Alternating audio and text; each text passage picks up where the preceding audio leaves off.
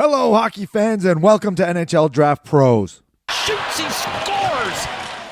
On today's video, we're going to take a look at some of the risers and fallers from the 2025 NHL Draft Class. The season is young, but we still want to see who has been falling and who has been rising in the rankings. And if you want to see some highlight videos of some of these prospects, head over to NHL Draft Pros on YouTube. I have a bunch there and more to come. And can you please help the channel grow by hitting that subscribe and like button? I'd really appreciate it. All right, for this draft class, there's going to be a lot of movement up and down the rankings throughout the season. And so today we're going to look at a few of the risers and fallers. And so first, the risers early on. And at number one, I got Jack Murtagh. Check out these stats. 17 games, 17 points. He's got 10 goals. So he's a shooter, and he plays for the NTDP. And he has impressed me the last few times I've seen him live. I've seen him against Michigan and at the Prospects Challenge, and he was noticeable. And check out this shot right here. So like I said, he's a shooter. He's got 10 goals in 17 games. And yeah, the kid can rifle a puck. That just blowing up bottles. I love it.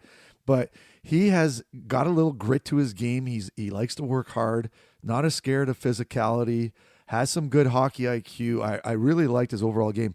And we're going to talk about the NTDP. They've been disappointing as a whole, but Jack Murtagh has been a bright spot for that team. So he's a riser for sure for us. All right. Out of the OJ Hockey League, the Ontario Junior Hockey League, it's a junior A Tier 2 league, is Simon Wang. And so his story is he's from China, came to Canada, and has started playing hockey and has really been impressive, I guess you could say. Now, he's a defenseman, and he has 17 points in 30 games, and he recently signed with the Oshawa Generals, and so he started playing with them. So I got some clips from his first game with Oshawa here, and what you're going to see with him is he's an athletic specimen. Yeah, he's a great skater, big kid, 6'6", like we showed there, and, he's raw. He's got some areas of his game that he has to improve upon for sure, but the talent and the athleticism is definitely there. So he's an early riser on our list. The next riser, now this is not a surprise. It's Caleb Desnoyers. Now, the reason why I put him on as a riser is because, in my opinion, he could be a top 5 pick in this draft. So that's a pretty big jump considering his rankings at the beginning of the season. And he has 35 points in 23 games. He's 6'2", can play either the center or the wing. So you know what? Those are kind of traits that you like to see in a top 10 pick. So, the one thing that stands out with Caleb is he's got some good work ethic. He's got some good hands, decent shot. And yeah, he looked good at the Prospects Challenge. I think a lot of people kind of saw that, he has that potential. And he was on a top line with Misa and Martone, and those three clicked really well. So he's a riser for me in terms of, where he was at the beginning of the season. He was a top 20 pick, top 15. I got him possibly top 5 now. So big riser for me. All right, next on the list is Cameron Schmidt out of Vancouver in a dub. And I put him as a riser as well because recently Craig Button came out with his new rankings, and he had Cameron Schmidt 6th overall, his 6th top prospect. So that's unreal. And I mean, he is doing well in a dub. He's got 36 points in 23 games.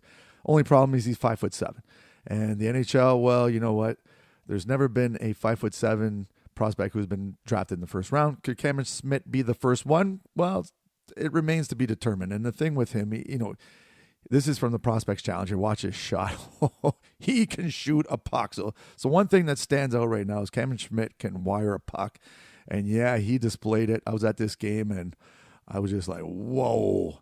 Yeah, that's bar down. Thank you very much. But shoot a puck. He's got, a little good compete in him. Even though he's 5'7", he's not afraid to get in the dirty areas and work along the wall and go to the, to the net, hit the middle of the ice. So yeah, you know what? If he was bigger, we wouldn't be talking about this, but yeah, he's considered a riser. All right. Now, unfortunately, we got to get to the fallers and some of the players that have dropped a little bit. And the first one is Ivan Ryabkin. Yeah, his D-1 season was unreal. He was, amongst the best, Demidov and Mishkov and Ovechkin and all that. And then this year just kind of fell flat. Check this out. 9 points in 14 games in the MHL in the junior league. That's not impressive for a draft-eligible player in Russia. And he's 5'11", 200 pounds. So he's a big kid. but just not doing what he's supposed to be doing. He's been pretty lazy lately, I guess you could say. I mean, he does have the hands, he's got the skill set, but hasn't been putting it together this season just yet. So I don't know what's going on with Ivan Ryabkin, but we need to see more. And it's unfortunate because, in terms of skill at the beginning of the season, you could have considered him a top 10 kind of player. And he just hasn't been doing it. And he's been playing in the KHL and in the Supreme League with the VHL and hasn't been doing much there either. So I don't know what's going on with Ivan Ryabkin. I mean, there's still a lot of season left. The Russian league, they finish early in February, so he doesn't have much more, time, I guess you could say. So we'll see what happens. Another one that I was hoping would have a really good season is William Moore from the NTDP. Now, he has 21 points in 26 games, which is not bad, but it's not great either. For a top prospect coming out of the USHL, you want better points than that. And he's 6'2", 175 pounds. So he's a decent size player. Just, again, hasn't been put up the numbers that we're expecting from a top prospect. If you're going to be considered a top, 10, 15 prospect, you need to put up some nice numbers. And he's not doing it just yet, although had some flashes the last few games. But yeah, he just another one. Like, look at this shot. He's got a great shot. He's got some good hands. He's a decent skater. Got, half decent compete. Just not doing what he's, supposed to do. And his play away from the puck has been kind of suspect. So he's another faller. Another faller, same thing. NTDP, Charlie Trethaway, another one that I had hoped that would, make that jump. Has 10 points in 26 games.